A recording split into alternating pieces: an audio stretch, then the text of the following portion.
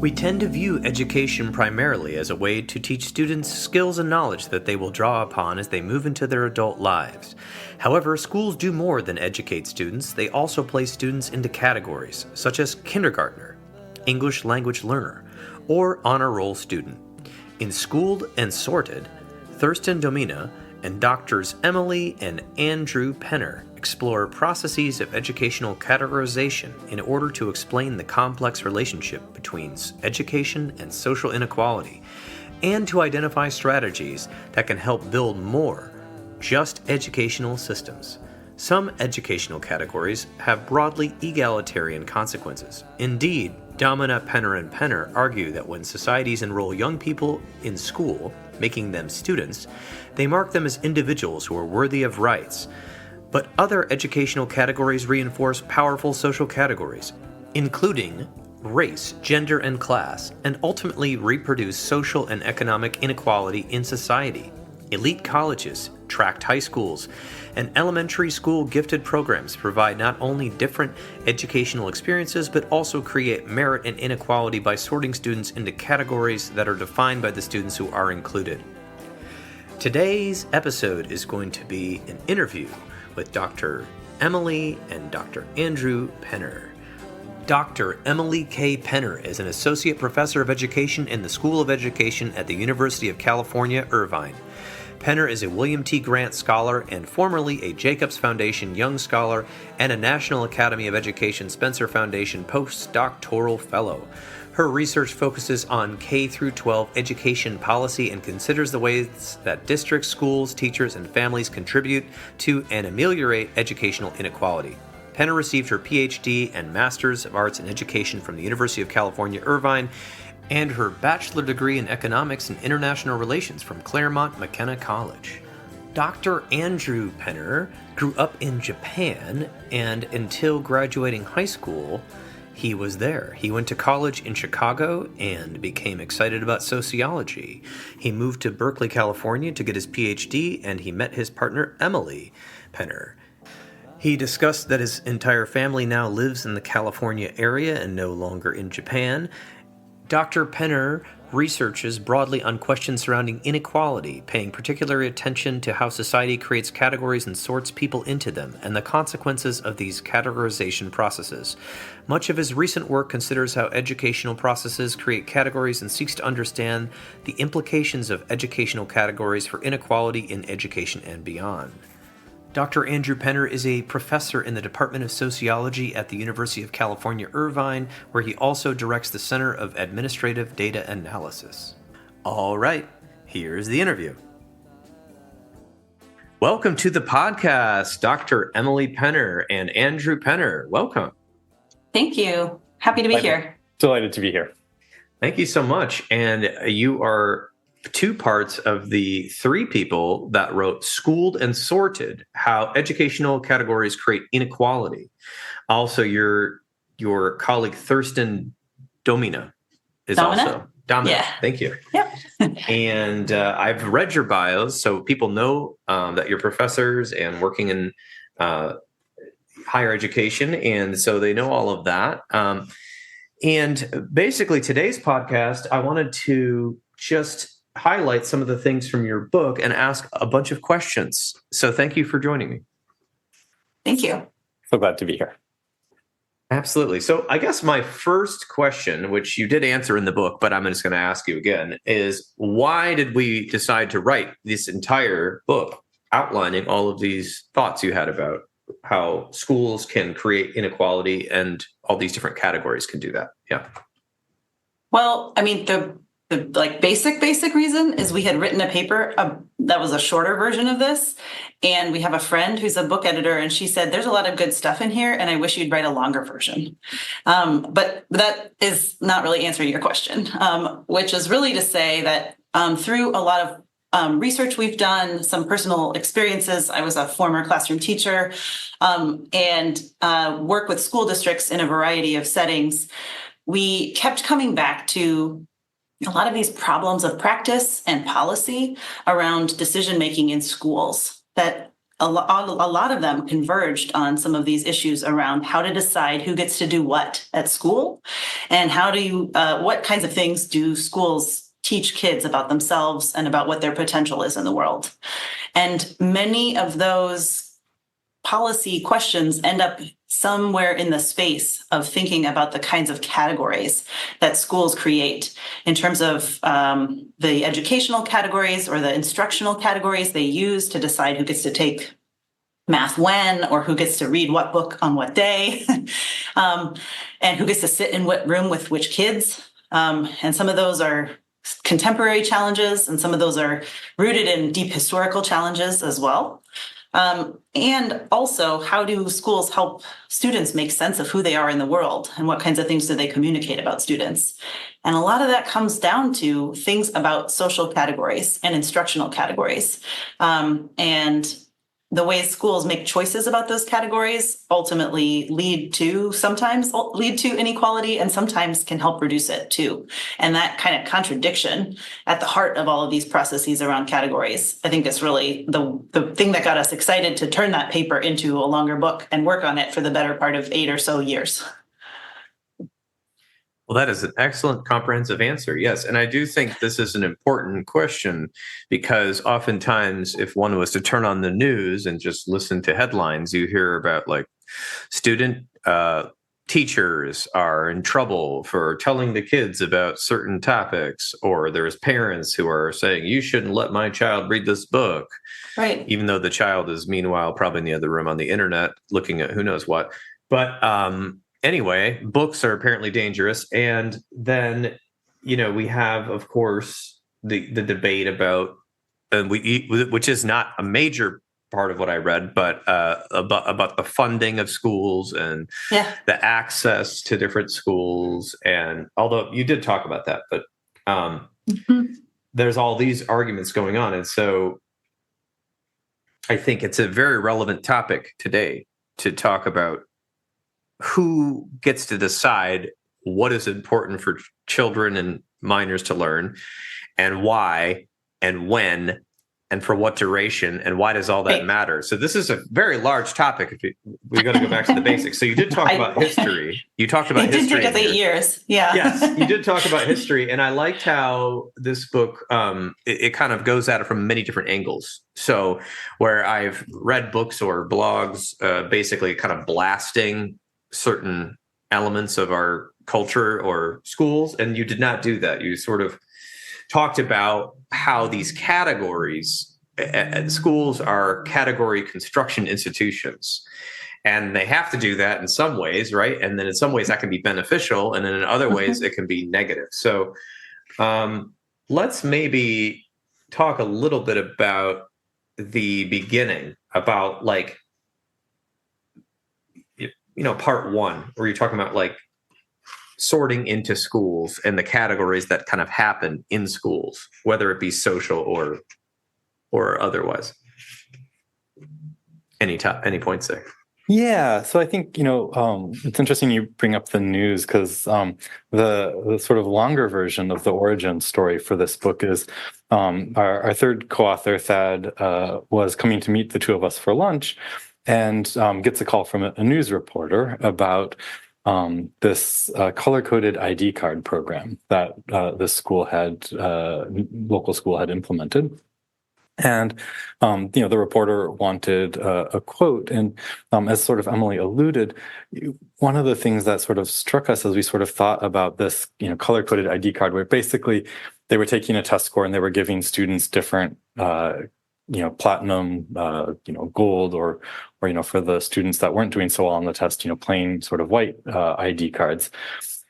And we thought that was sort of a really sort of poignant metaphor for what schools do in our society, right? So we bring kids in and we sort them into all of these different buckets, right?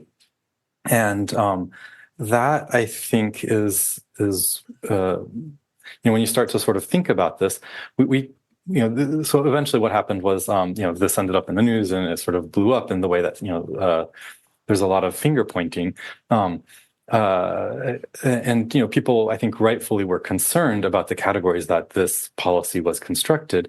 But one of the things that was, I think, to the three of us really striking is what the school was doing here is not so different than what our system of higher education does, right? If you sort of think about stratified, sort of elite schools versus, sort of more universal access schools, and the sort of assumptions that we have about the students that go to, junior college, community college versus, sort of, Ivy or Ivy plus, sort of elite institutions.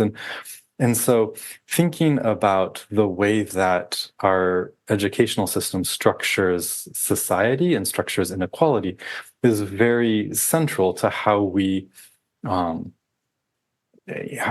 think, a school can't be more egalitarian than the society that it's part of, and it can't be less either, I think, right? It's very intimately connected in this way. And so, so I think, the questions of access and who is seen as at some level fully human, right? To go to school is to have society tell you and those around you that you are someone who is educable, right? You deserve full membership in society. And so Emily was sort of doing a lot of the work on this part, so she can provide more stories. But you have these really sort of poignant, highly salient examples of the ways in which schools enforce the boundaries around who is fully a member of society and who is not. Yeah, and actually, I thought it was a good story to start with, because in this particular school district, they were trying to incentivize the children to get a high score in a test that didn't matter to their college career. And so they gave them these ID cards, platinum and gold, and essentially publicly displayed your score. That's right. So if you got the platinum one, that means you got in the highest percentage, and then gold below that. And then if you didn't get those two, you had a plain ID card. But these ID cards had all sorts of perks, like a faster lunch line and different classes that you could get into, faster AP or something like that. And then and basically it started an uproar because it was kind of like saying the silent part out loud, I think, of how equality and inequality work in certain school districts, and the students were being explicitly encouraged to do this, and yet and sort of I think it violated some sort of confidentiality code, I believe. Yeah. It absolutely is a violation of a federal, like FERPA or something. Yeah, exactly. And they were doing it for a couple of years before they got in trouble. Right. That's right. Yeah. And I mean, students internalized the messaging. They started to encourage one another not to go to prom with white kid cards, white card kids. And, they really concretely absorbed some of this messaging. I mean, not everybody maybe, but it's certainly in the air. And there was all kinds of public messaging encouraging kids to strive toward these higher status cards, banners everywhere saying platinum card, don't leave home without it, that kind of stuff. And so that was like a little microcosm of sort of what you're talking about with access to education, but then also what I think for the psychological crowd that listens to this podcast, really the messages that children are internalizing about who they are, because in this age group, between 0 and 18, well, I won't go down to 0, but let's just say 10 to 18, we're really working on starting to form our identity while we're still at home, or hopefully at home with a parent or caregiver. And part of that, a lot of that is happening at school or in social groups that have been formed from school. And so that, I think, is interesting because there's so many psychological studies about like what people believe about themselves is how they act, right? And if you believe that you're not smart, then you may not apply to a certain college. You might not try as much as somebody else on certain tests. And so then it starts to trickle into some sort of self-fulfilling prophecy of being divided into lower and higher classes with only a few people able to navigate the social stratum. And so I think that's kind of where I saw it going. And so how does this, so that was more of an extreme example that was like, oh my gosh, what in the world? These little, like, you get a plain white card and you get the gold and you get the platinum, and it's like explicitly based on your private test scores. But like, can you talk about maybe just an average example of maybe, some kids going to school in an urban or suburban or rural area and how maybe they are getting sorted in a way?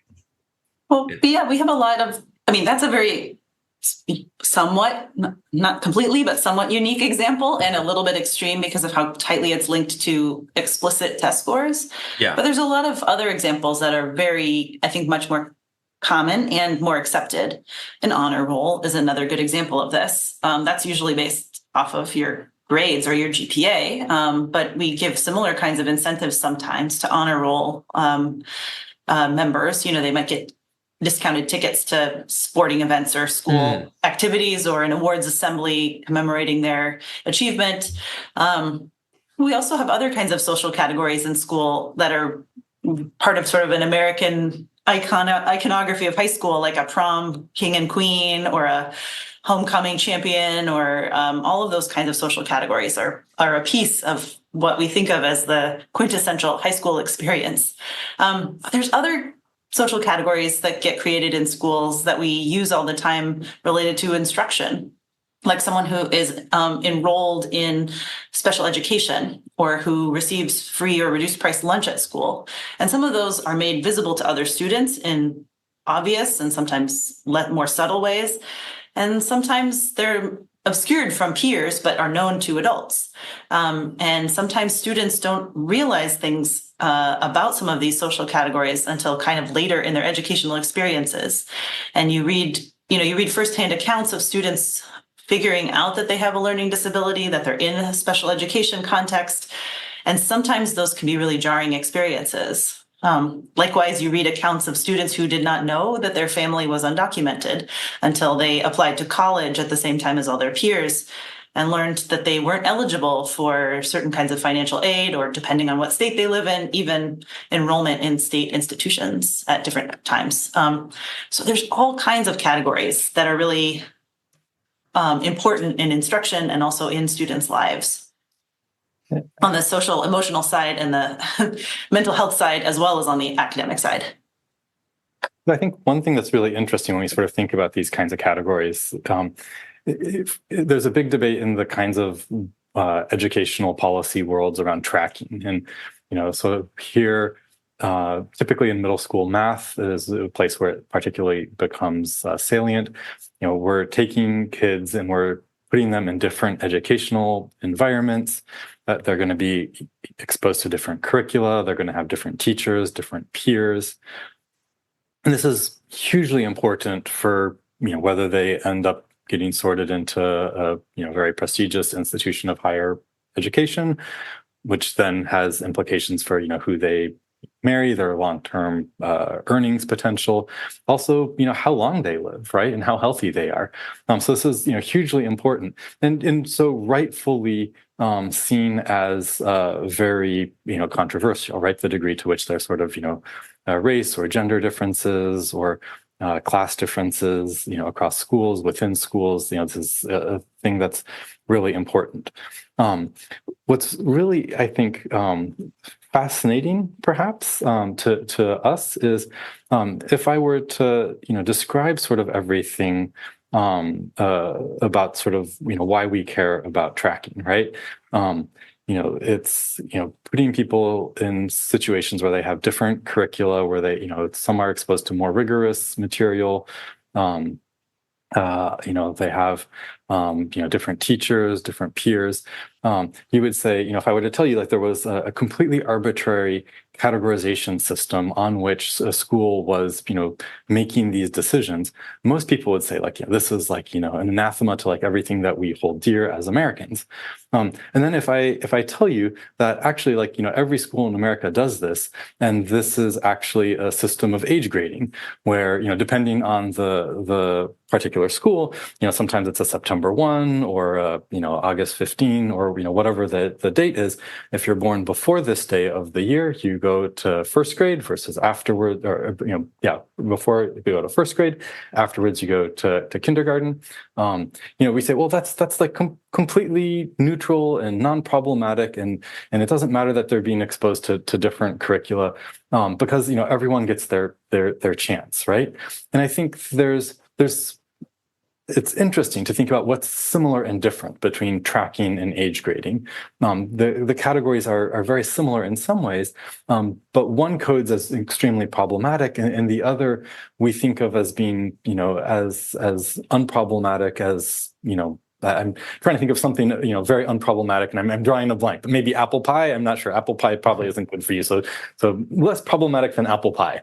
And so I think we have this idea that if everybody can be exposed to something, if everyone can sort of take their turn, then it's not a problem. Even if there are some of these similarities between these two categorization systems. And so that made us think, there's maybe some ways in which we see categories are sort of inevitable. And so let's think about how we can create categories that are less like tracking and more like age grading. Yes, and I think one of the reasons you said this in the book, from what I was gathering, was on one of the pages you said something about even if people know that the groups are arbitrary and you split students into 2 groups or 3 groups, and you give them rules, they will start following the norms. This is like social psychology, and they will actually start opposing each other and maybe like competing.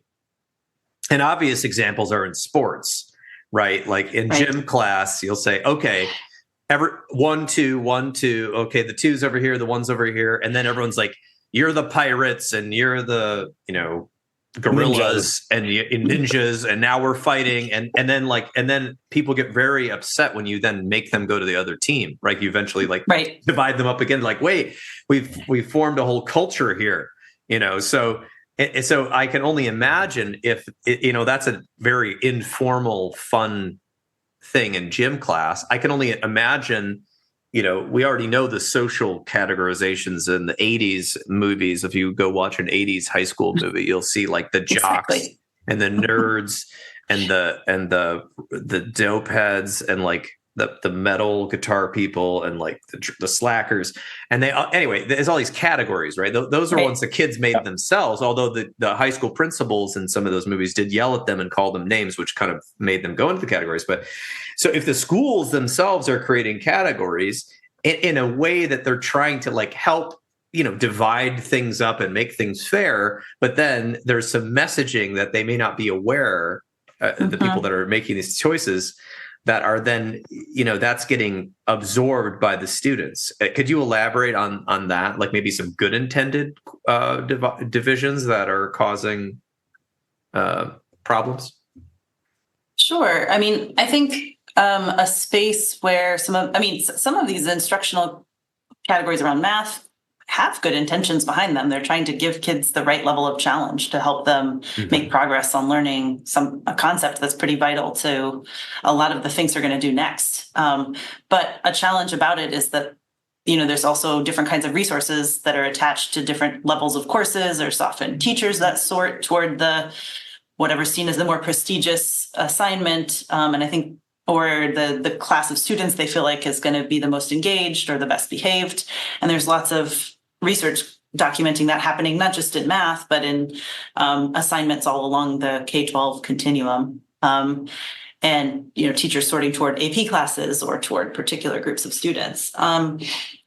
I think there's other instructional categories, in younger years, often around reading groups and things where you're trying to find a group of students who can sit down and work on the same sets of skills together. And the sort of challenge of some of that is when it becomes really durable and you've communicated to a group of students that, they're the fast readers and this other group is the slow readers. And you really, if you get them kind of fixed in that mindset, I mean, that might seem pretty obvious to us now, but that is certainly part of what common practice was not that long ago. And And especially when you make those kind of categories very durable so that they last for the whole school year, or it follows students into their next year, those kind of messages can start to echo in students' ears really quickly. Can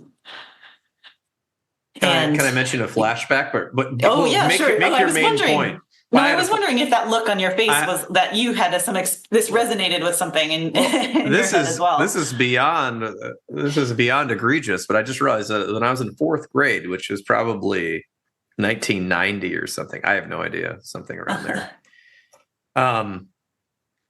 In our reading class, our English class, or whatever it was called, they did do that.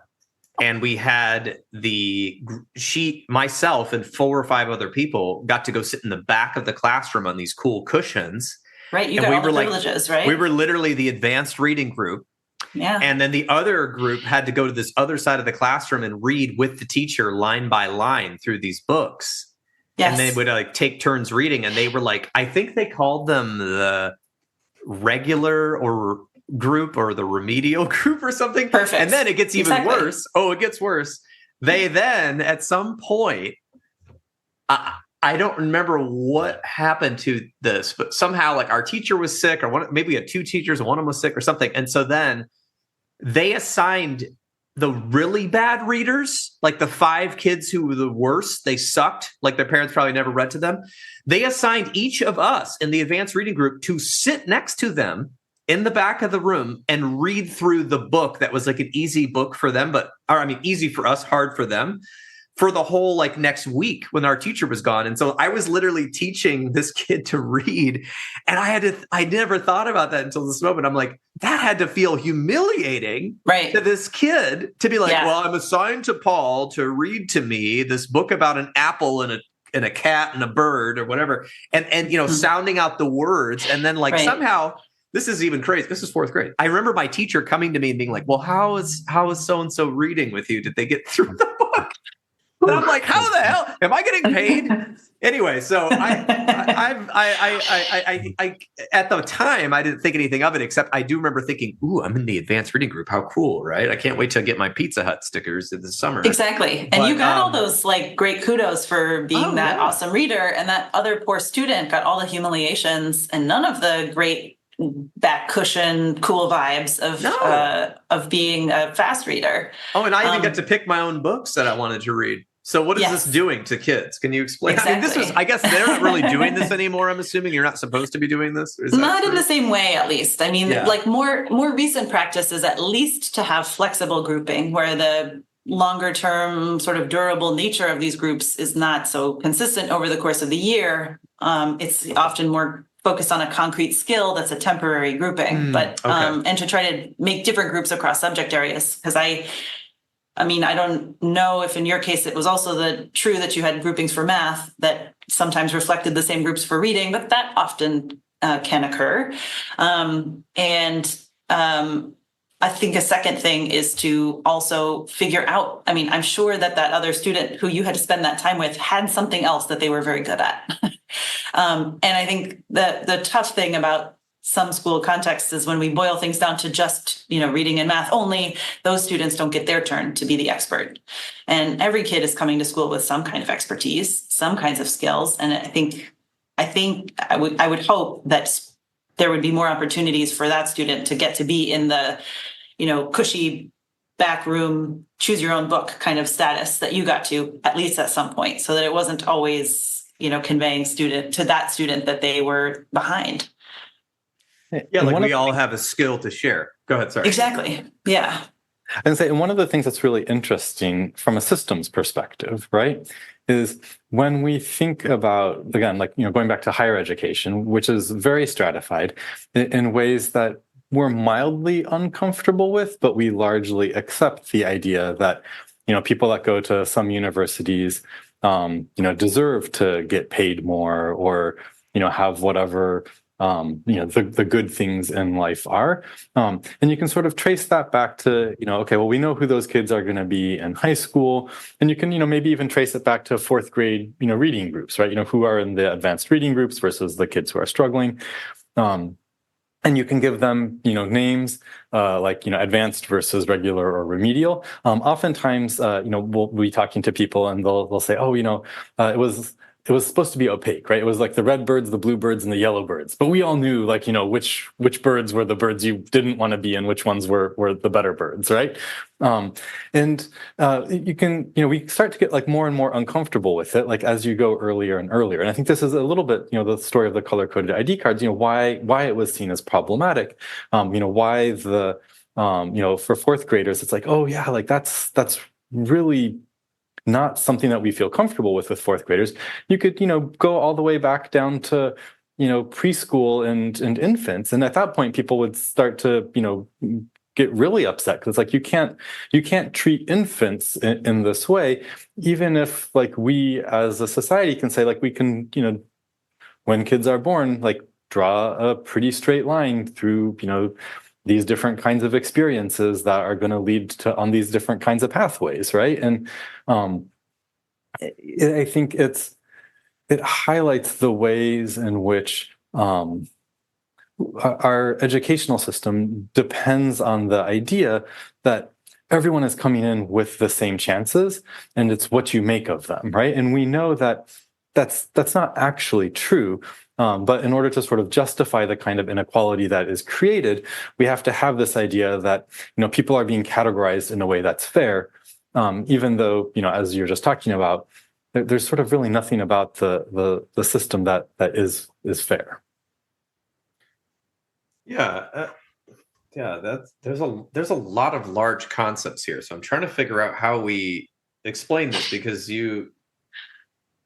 like for instance, like we have to have different levels of instruction, to fit different kids' needs. But like the fact that those kids came in to the classroom that I was in and couldn't read very well, there was something going on probably socially in their home is my assumption. And, or maybe they had skills in another area. Like you said, they were really good at maybe their hands-on, maybe they were really good in art or something like that. They just weren't as good at reading or whatever.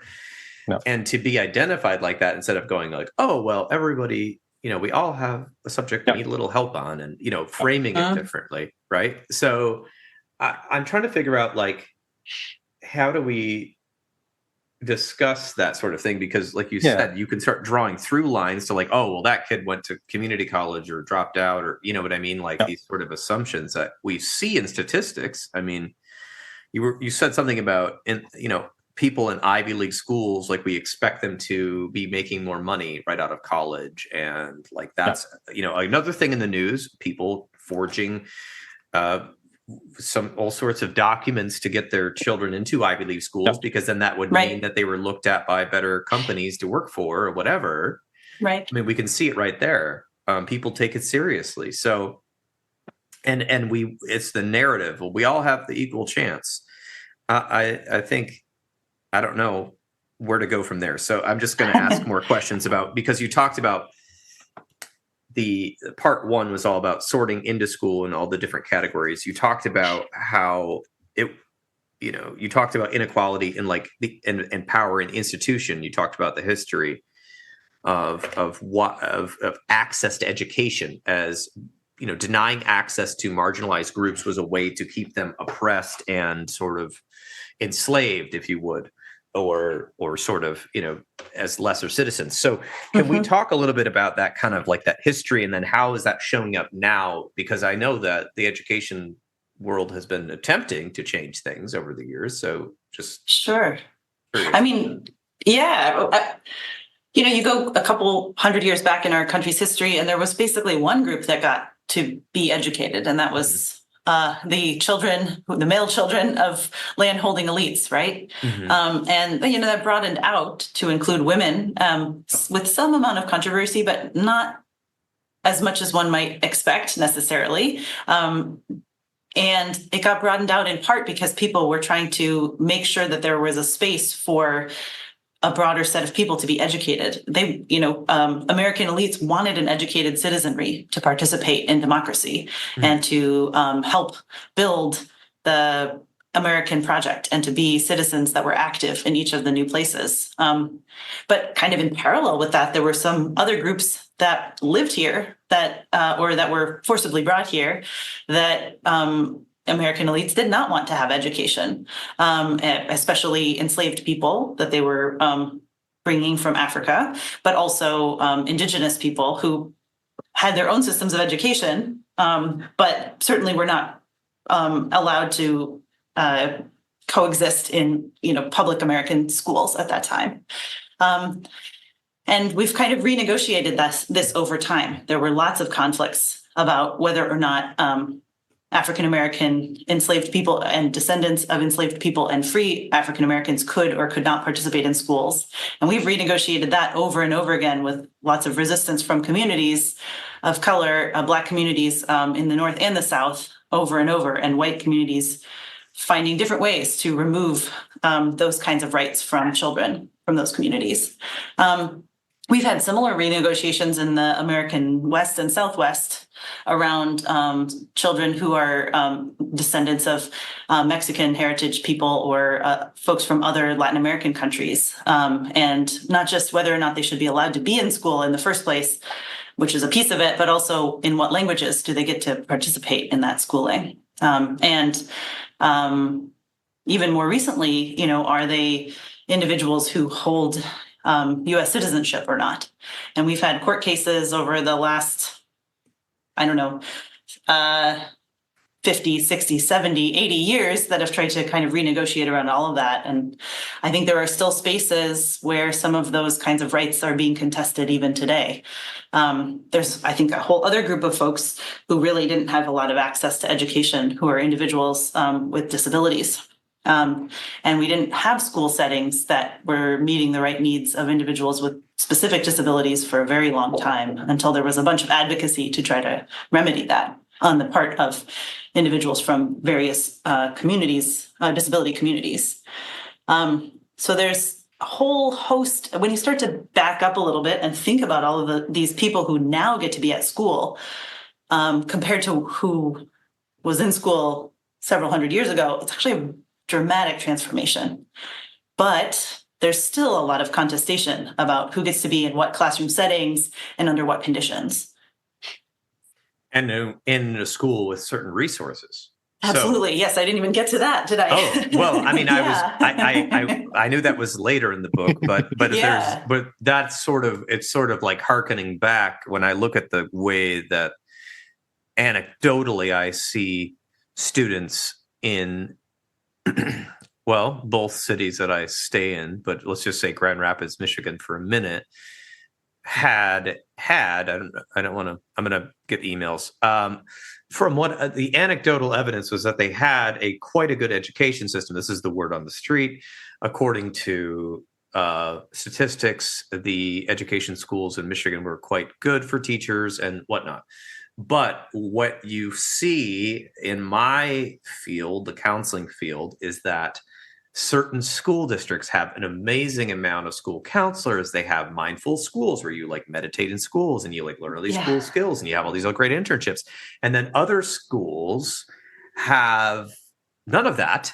And a lot of like weird hybrid learning, quote unquote, where kids are like on computers the whole day. Nothing wrong with that, but just like also kind of left on their own devices, sort of like a charter school. I went and spoke at a school in, when was that? November. Some school, and they wanted to have a mental health expo. So I went and spoke, and the school did not have heat. So I was in a coat in the middle of the urban school, freezing, and they were like, oh, It should be on Monday, but it was like 30 degrees in there, and they were like trying to give kids awards, and it was very sad. So I could see this contrast happening, even though now we get to go to school. It depends on where you have bought a house or what apartment complex you can afford as to most of the districts you can get into. Now, there is school of choice, which is, we don't want to go, there's like so much to cover here. But so there's been a lot of improvements in terms of the fact that you cannot be overtly, most of the time, thrown out of a school based on what you look like. But at the same time, like you said, the access points and the quality and the and the I don't know, amenities and the opportunities are starkly different when I look at the schools in the suburbs in Grand Rapids versus the city. And then in Phoenix, it's even way worse, which we won't even. Right. And instead of freezing with no heat on, it's boiling with no air conditioning for a couple months of the year. There's that. And if you, Phoenix is a totally different monster, but essentially the people here that want their kids to go to elite universities do not even send their kids to public school, as far as I can tell. They all go to multiple academies here that are private and are well known. And the public schools here have a really bad reputation. ASU, Arizona State University, has been actually taking over and building like charter schools, so to speak, but not in the traditional, like, let's put all the kids in the computer and have a high school, substitute teacher look at them. And they're actually trying to like help integrate and change how the education was going in that school district, because it was so appalling, and the teachers were 49th state in funding in Arizona right now for education. So anyway, my point is, can you comment on some of these social factors and how people are being sorted into districts, which then have different values or funding? Yeah. Well, Andrew, did you want to jump in this? Sure. I mean, I think, one of the things that's really important, I think, for people to understand is nothing is neutral, right? So we have this understanding or this idea of the way things are now, or the way things were when we were a kid, or some imagined past or some imagined present that is fair, right? And I think, we say, when we want to change something, we say, well, that's not fair. But I think it's important to understand, sort of along the lines that you laid out, the system that we have now is fundamentally problematic in so many ways, right? And I think that's some of the stories we tell in the book are school districts that would close all their schools rather than integrate, right? Because they would say, like, we're just not going to provide any public schooling because we don't want Black and white kids to go to school together, and that is not that long ago, right? And so this idea that somehow we have magically fixed all of our problems and that schools are this wonderful place, I think is wishful thinking. I think one of the reasons that happens is, in the grand scheme of our life together as a people today, schools are one of the institutions that's functioning relatively better, right? So as broken as schools are, they're still working, better than large parts of our political system, for example, right? They're still working, better than lots of our institutions, and so we sort of think, schools, they're doing okay, right? Because relative to maybe the sort of criminal legal system, they are, but that doesn't mean that they aren't sites of exclusion, and sites that are sort of where kids are exposed to very different opportunities that shape who they are in these sort of fundamental ways. There are so many stories that we couldn't put in the book, but you're reading about schools where basically students are suing the school district for not teaching them anything, and the court says, well, we have to give you, we're legally required to have schools for you, but you don't actually have to learn anything in schools. And that's just breathtaking, right? I mean, I don't know, like, what that's in Michigan, by the way, for what it's worth. Yes. It doesn't surprise me. For students who are in special education, who sued the state, arguing they weren't getting the kinds of education to which they were entitled. Yeah. And I think, special education is, we've talked about it a couple of times, and I'll just say, like, for me personally, it's something that's really important, and it speaks to one of the really profound ways in which education and contemporary society is broken is that, as we sort of alluded to or I think, mentioned explicitly at the beginning of the program, we have this idea that, schools are one of the ways that we designate who's valuable and who's fully a member of society. And so I grew up with a brother who never developed expressive language. Daniel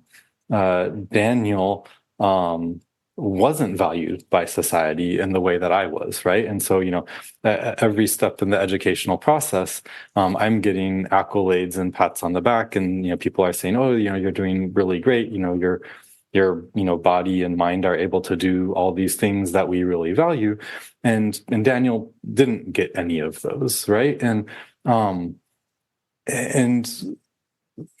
I think there's a way in which, when we let schools be the arbiter of what is and isn't valuable in society, we are setting ourselves up for failure in really sort of profound ways. And I think that's a whole bigger question and critique, I think, of what role should education have in determining human worth and things like that, because at some level it's an ableist system, right? And how comfortable should we be with that? I would argue not very.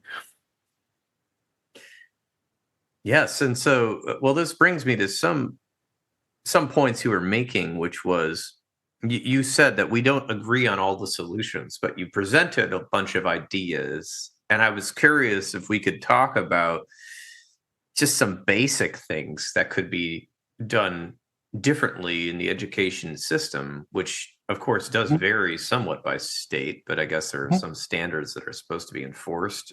Well, go for it. Education is also odd. It's not odd. It is just sort of true to our American form, which is that every state gets to make decisions. There's much less regulating of education based on the Constitution and in the federal government than a lot of the other institutions. We say all kinds of things about our sort of judicial and legislative systems in states, but we don't say very much about education. And so we leave a lot of that up to the states. And that does mean that we do have, 50 plus different versions of how this works. And in some of those states, they even send a lot of that authority down to the district itself. Some states do that more than others also. And I think that also means that educators in some of those contexts have a lot of power, even if they don't feel that way sometimes, even if they feel like they're under some federal or state level mandates. They also do have a lot of control over the day-to-day activity of some of these decisions that they make and some of the ways that they communicate to students about who they are and what that means. That means that they have to really be cognizant of what they're communicating when they're assigning reading groups, when they're giving different students messages about the ways they can get to act in the classroom and who gets what kinds of special treatment. But that also means that they can renegotiate how it's all structured. Maybe not at certain broad levels, but on the day-to-day. And in some of their regular practices, they could make decisions to make some of their groupings more flexible, to try to get input from families and caregivers whose voices are not often included, who are not the ones leading the PTA or showing up at all the school events. There are lots of ways that schools could work to try to bring some of those quieter, more peripheral voices toward the center. They have to put in effort to do that. And I don't want to make light of all the other responsibilities educators and school leaders have and how complicated and continuously evolving those are. But they could also reorient the way that they're making some of those decisions to make them less fixed and less reinforcing of people who already have a lot of advantages. Yeah, so Emily talked a lot about sort of the power that we all have, right? And it's not just educators. I think it's, students also, families, communities. And I think, when I take a step back and sort of think about it, one of the things, and this isn't just me, right? This is sort of all three of us, a decade-long conversation. But one of the things I found very thought-provoking is, what is our goal for schools, right? Like, what do we actually care about? What are schools for? Who are schools for? What are they about? And the thing that we sort of found ourselves thinking about is there are sort of three, not sort of mutually contradictory, but sort of not overlapping goals that schools have, right? And so one goal we can think about the schools having is self-actualization, right? Schools are supposed to give kids skills, whether that's reading and math and sort of those kinds of sort of academic skills, or whether it's emotional regulation and social emotional skills. But they're supposed to sort of prepare students to live as productive members of society, right? And you can sort of think about this from like gardening, sort of helping sort of let sort of every individual flower bloom, or sort of be as beautiful as they can be.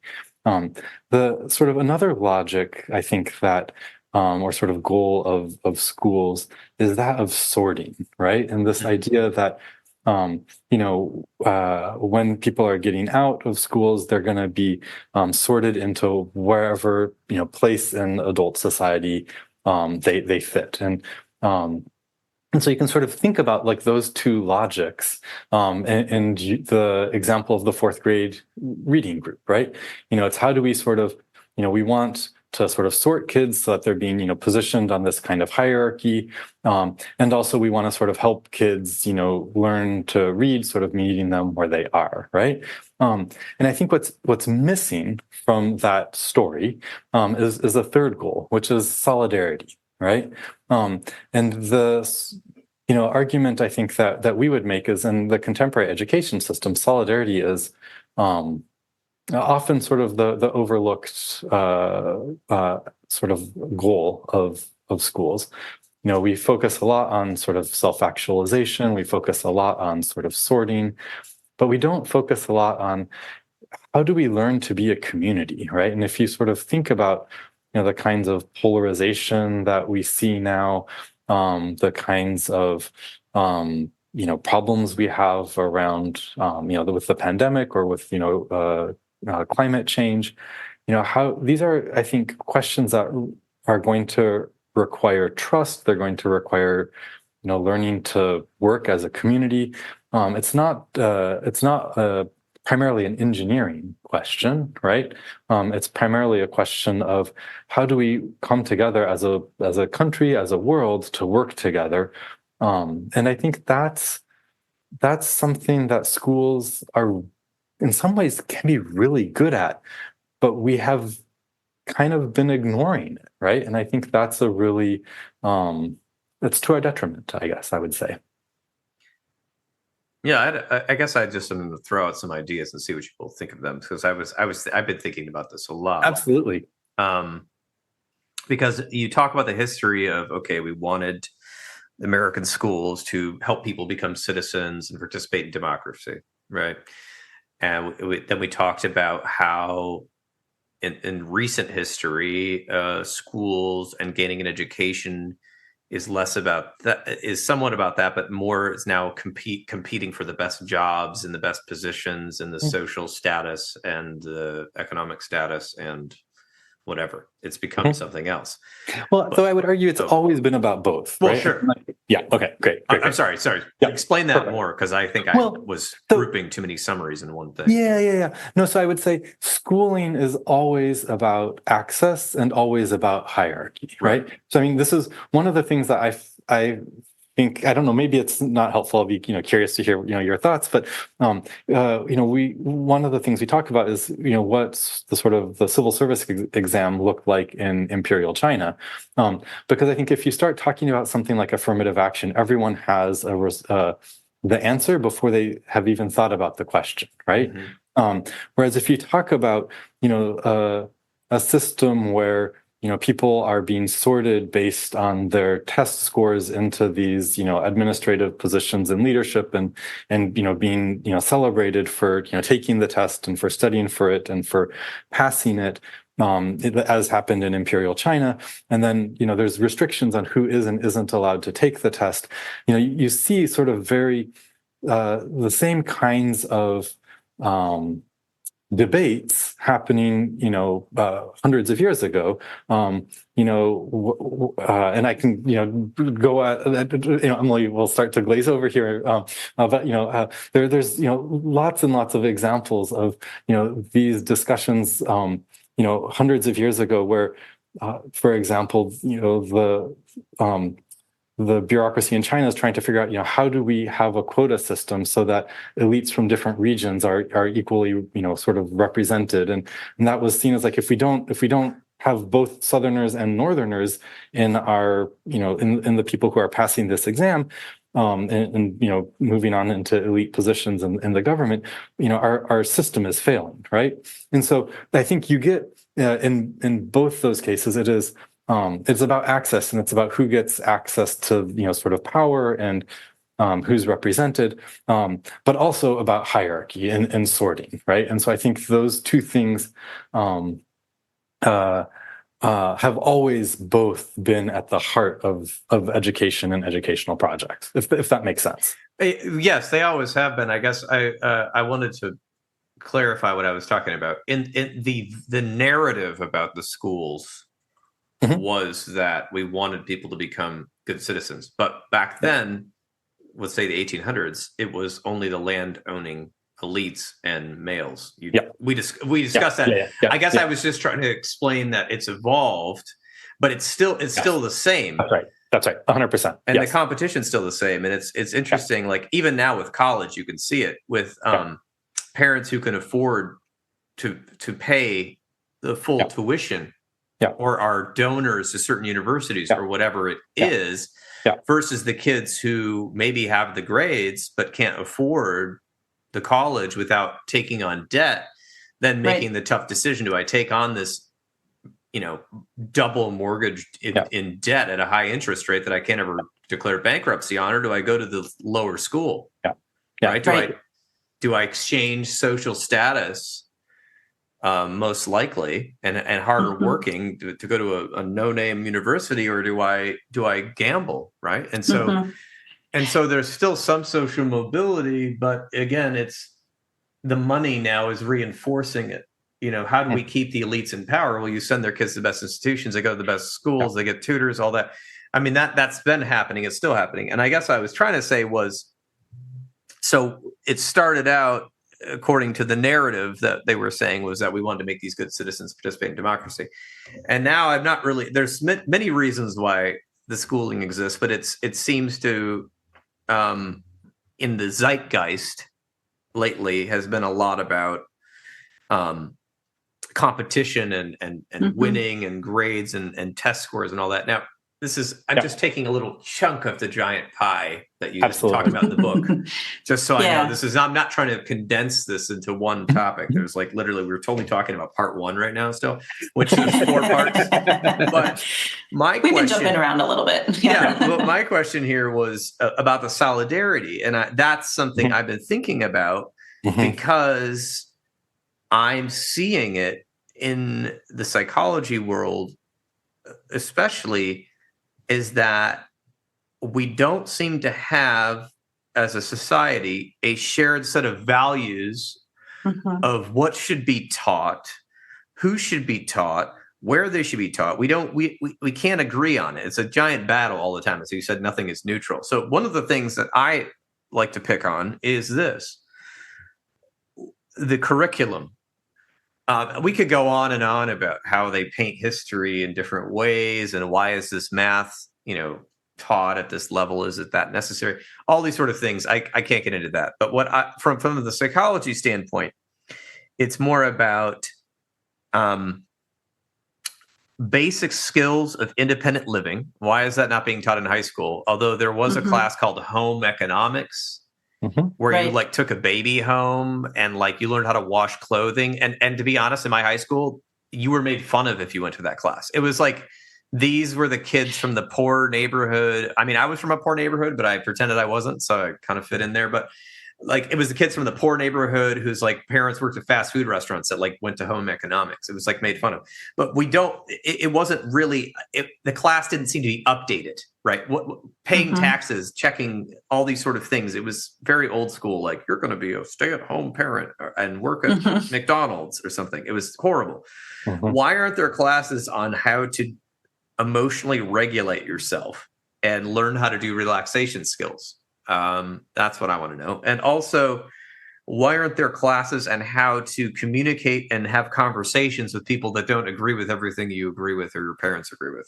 Those are my questions as a society, because I mean, in my business is completely predicated on problems, which that's great. They're keeping you employed, right? Yeah, but I mean, I'd rather deal with different these skills. I'd rather deal with different problems, because what happens is, kids, I mean, all sorts of horrible things happen socially, to these kids that don't have any of these skills, and also, drug use and all sorts of things happen as a trickle down of the lack of this in school. If everything's, the curriculum. So can you explain,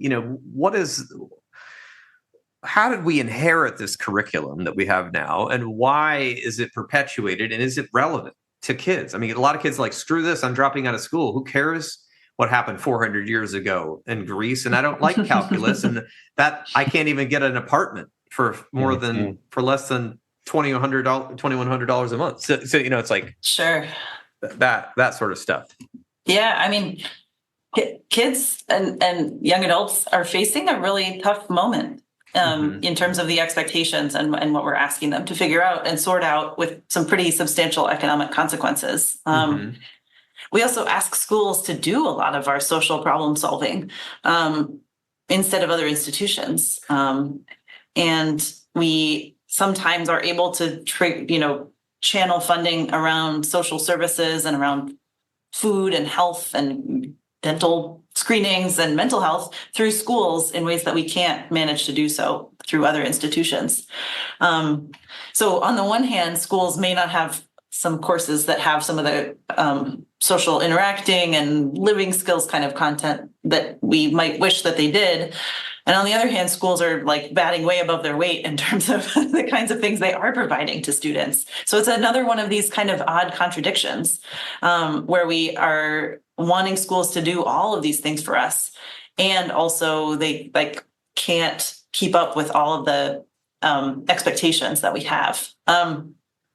I guess it's also sort of a question. I mean, why do we do that? Why don't we have those kinds of courses at this time? I mean, mandated. I think mandated. Courses. Mandated courses. I mean, there are to some degree some kinds of mandates in different states. It varies wildly here because there's not like federal legislation around some of this stuff. There's not. And each state sets its own graduation requirements.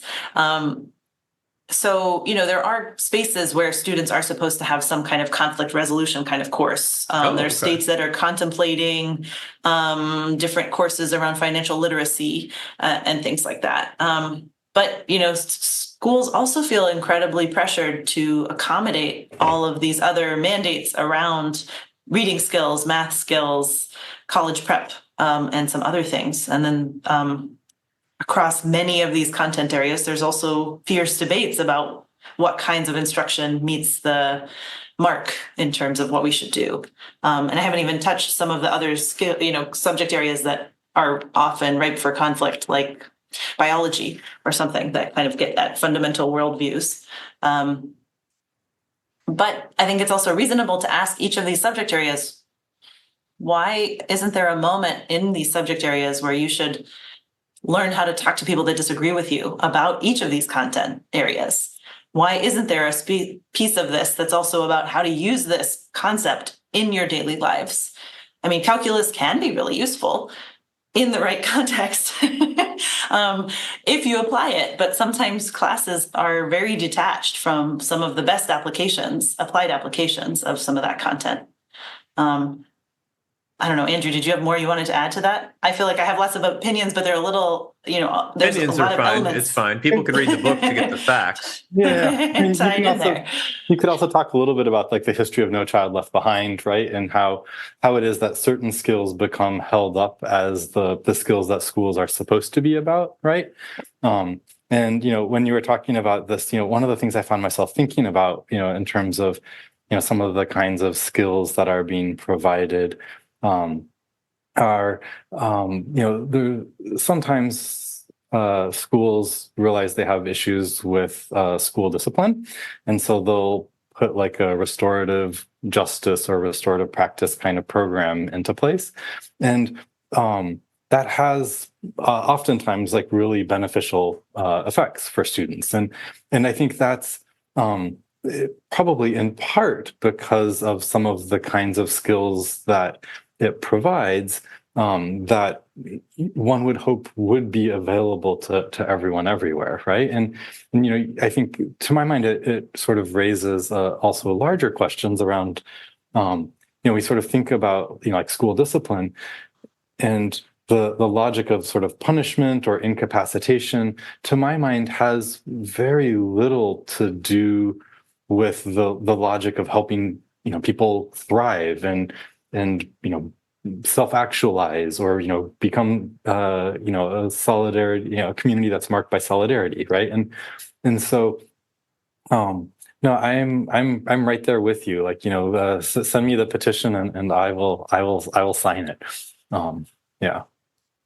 Yeah, I was thinking about that because I guess this is something when I was reading your book. I mean, education has evolved obviously over the years and become slightly more inclusive and whatever, right? But it's, again, in the U.S., like you said, every state, every district has their own stuff. So maybe there is a district out there that's going to email me and say, "Hey, you didn't hear about us?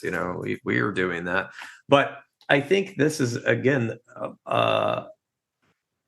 something that, like, there's better ways to do these things, and I almost feel like it's like evolving, right? So it's like, I just named a bunch of psychological social curriculum that I'd never seen in school besides Mindful Schools, which is this sort of program that goes in and teaches kids mindfulness, and there are some programs that go in and teach kids about being nice to each other, and there's programs about being good character and lead. But these seem to be like Yeah.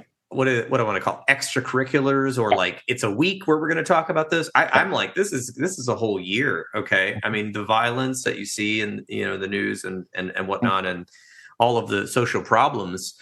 The problem is the pressure's on the school, because the parents, I think now a lot of parents, both parents work, right? And so then who watches the kid? But like siblings, grandparents, or iPads, or who knows what. So I guess what I'm saying is, it's like, as a society, we're in this massive, rapid evolution thanks to technology. And I do think that the schools, they think that, my opinion, it's an opinion, I think the schools think that they're catching up by giving all the kids technology and like working and moving their curriculum onto technology. What I'm saying is, no, that's cool. But like, my point is, how in the world is society going to continue to exist if we don't invest in schools and expand what they do?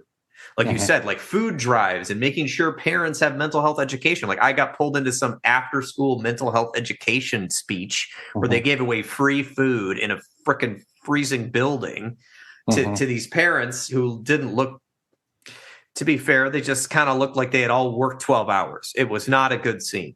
And what I mean by that is, like, if there was a standard to bring in non-political, quote unquote, non-controversial skills like social skills and talking and breathing and learning how to regulate your emotions, and not just like these scared programs like, if you do drugs, you're going to be in the gutter and live in a van. Like those things don't work. If we had like these skill-based programs, I think that would be expanding the role of the school. But then that goes to the funding, which, as we know, if you look at the federal budget, our education budget, and you look at the school education budgets in most states, they're very small. And the teachers get paid very little. for the cost of living in those states. It's abysmal. And it's kind of like, well, I guess I failed in business. I'll go be a teacher now. Like, I know that sounds horrible because there's so many great teachers out there right now that are like very insulted by that, but it's not fair. They should be making 90 to 100K every teacher out there. And then they should be graded on that to keep that salary by like, are they performing? Right. And what I hear from teachers that I've talked to is that even their evaluations make no sense. Like the way they're being evaluated, it's like these weird, like people that have been crustily in the curriculum or in the school district forever, like come in and like, I'm going to observe your classroom on Tuesday at 8:45. And I don't know. It's everything sucks. I'm hoping that this book will help people understand that like schools are where people are forming their identities. It's where they're learning that they might have value to society and the world. They're so important. And yet, and if something isn't going right there, I can have such a huge impact on your social life, your educational life, all these areas. It's almost as important as the family you grow up in, what school you go to. I think it's almost at some point tantamount to that. It's a formative, it's for, I think, the folks who are very lucky to live long lives. It's probably a fifth of their years of life, something like that, spent in schools. And it's the spot where they forge friendships for many last for a lot of their lives, or they form traumas, or they form all kinds of opinions about themselves. And, some students, some kids young adults are very lucky to have some very transformative experiences and to connect with teachers who make the best out of, as you mentioned, some challenging financial situations, some challenging instructional environments, and the fact that we rely on them so heavily speaks to both their importance and how much we need to keep working to try to improve the experiences for more students and for more adults who are involved in all of these schooling experiences across a lot of different kinds of needs and a lot of different kind of contexts.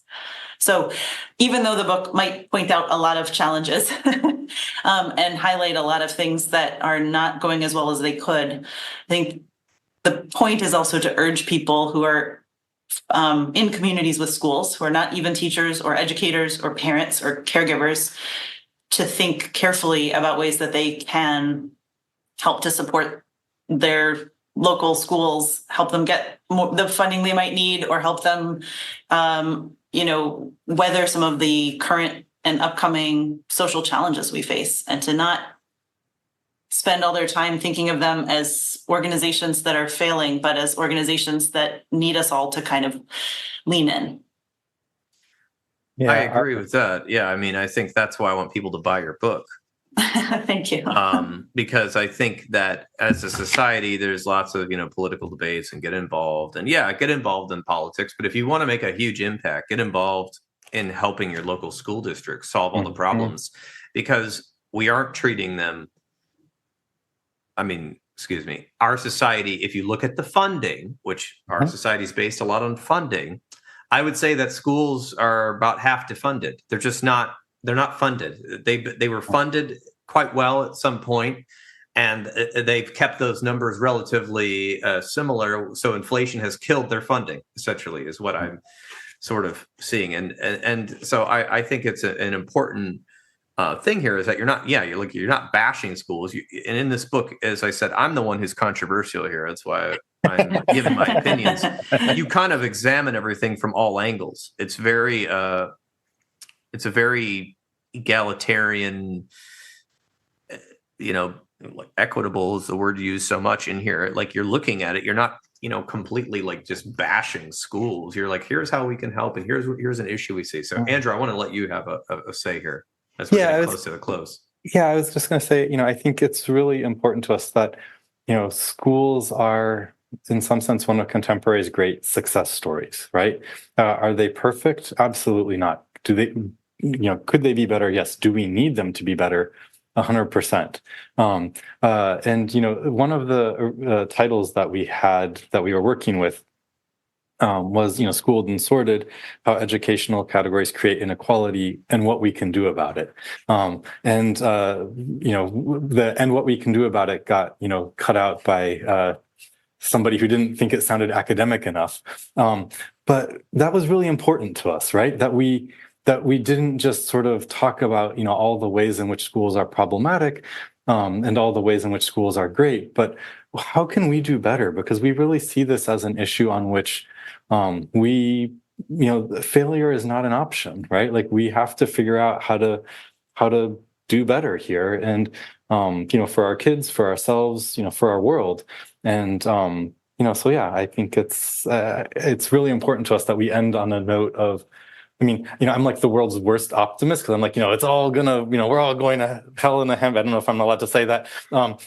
There's been said lots worse on this podcast. Okay, excellent. So we're all going to hell in a handbasket. But like, how can we, make the journey there slightly more pleasant or something, right? But I think that's a little too pessimistic. One of the things I tell my students is, we've kind of handed you a dumpster fire of a world, but to the degree that I have hope, it's because you all are amazing, right? And I think, schools are one of the ways that,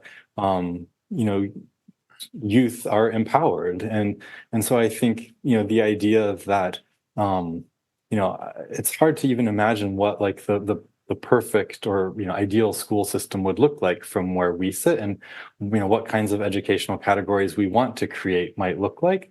But my hope is that by making things a little bit better and each of us sort of doing our part, and we can get to a place where things will be better and where we can sort of have a positive impact on the world. Yeah, I agree. I mean, a lot of times when you ask people in their career, who changed your life when you were a kid, they always say some teacher. No offense to parents, but they don't often say parents changed my life. Parents are responsible for my life, and they annoyed the hell out of me. / I'm grateful for them.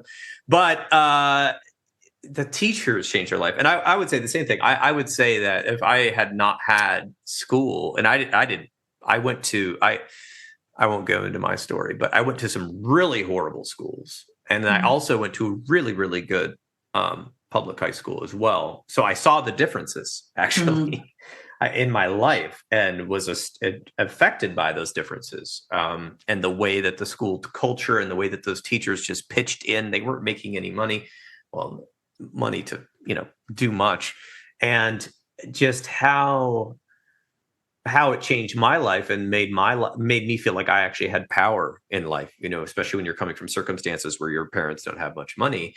Knowledge was power. Now it's the only way out, right? Unless you are an artistic person or you have some other skill that's seen as school is the way to learn your path in the world. And it's so important.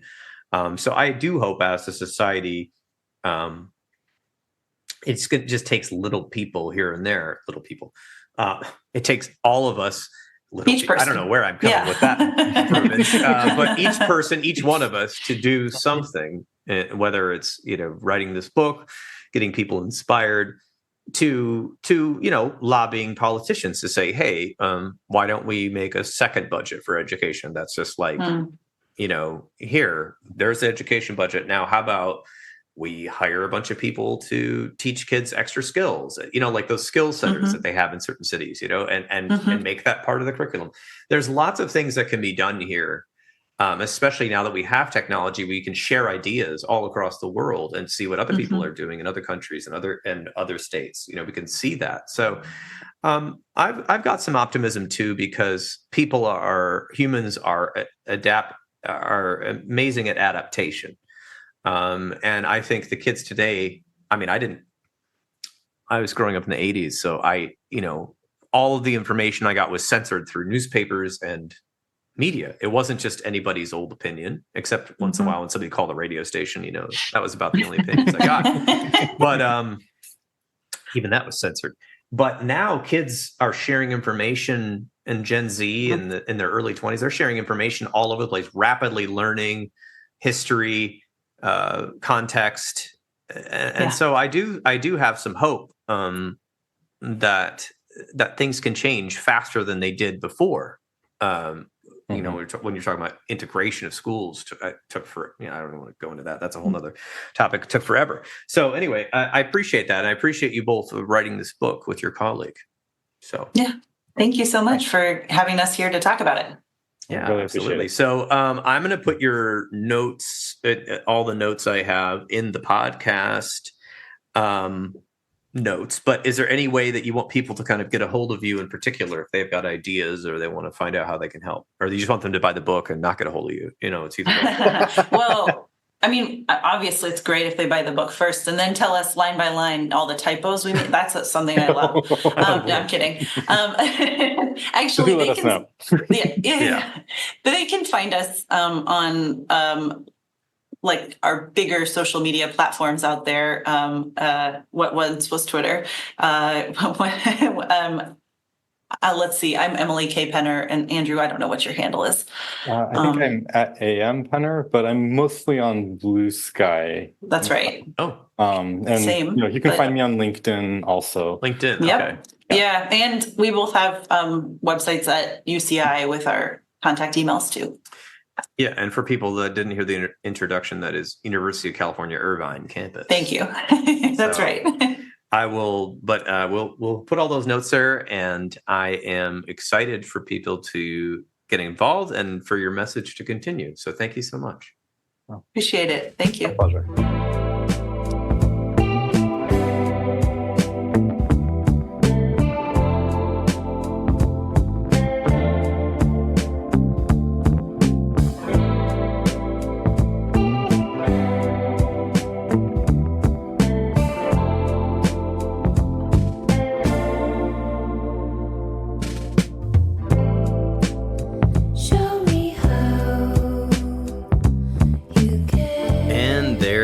Have it. This has been another episode of the Intentional Clinician Podcast. If you're enjoying this show, please share it with people you know. I would surely appreciate it. Or take just a minute to give us a rating on iTunes. As most of you know, I am passionate about preventing future violence in the United States. My colleagues and I have started a nonprofit called the National Violence Prevention Hotline, a 501c3 organization. We are endeavoring to gain funding and collaborators so that we can start a 24/7 hotline and chat line to reach potential perpetrators before they act violently. It is a bold effort to save lives and curb violence by working to connect with potential offenders while they are in the planning stages of violence, help to de-escalate them, and provide resources so that they can get appropriate professional help. The National Violence Prevention Hotline is looking to open up a conversation about violence in society, the causes, and the solutions. You can learn more by visiting our website, www.violencepreventionhotline.org. Join us online by signing our petition on the website, sharing the website with your network of people, donating to the cause if you like, and you can now even write your congressperson from our website with a simple form. I've said it before and I'll say it again. If you are a therapist looking for ethical and excellent medical billing services, check out therapistbillingservicesllc.com. That's www.therapistbillingservicesllc.com. Billing services created by therapists for therapists. If you're looking for an EMDR International Association consultant, I am a consultant and I can provide you the 20 hours you need to become EMDRIA certified. I have groups online and in person, and I do individual consultation. Just send me a message at the website and I'll get back to you. If you want to get trained in EMDR therapy, check out the great training opportunities with EMDR Training Solutions. I've worked with them before and they are phenomenal, so register today. If you are in need of counseling, do not hesitate to make an appointment at a local counseling center in your area. You can also make an appointment with the excellent clinicians in the Grand Rapids, Michigan area at Health for Life Counseling and the Trauma Informed Counseling Center of Grand Rapids by visiting www.healthforlifegr.com. The recording you just listened to consists of the personal opinions of Paul Krauss and his guest, and while these are based on the literature they have read and the experience in their fields, this should not be viewed as a definitive opinion on any subject. Listening to this podcast is not a substitute for treatment. If you're in a crisis, please dial 911 or the National Suicide Prevention Lifeline at 988. You can also text 741-741 and a live trained crisis counselor will respond. Did you know you could support your local bookstore by shopping at www.bookshop.org?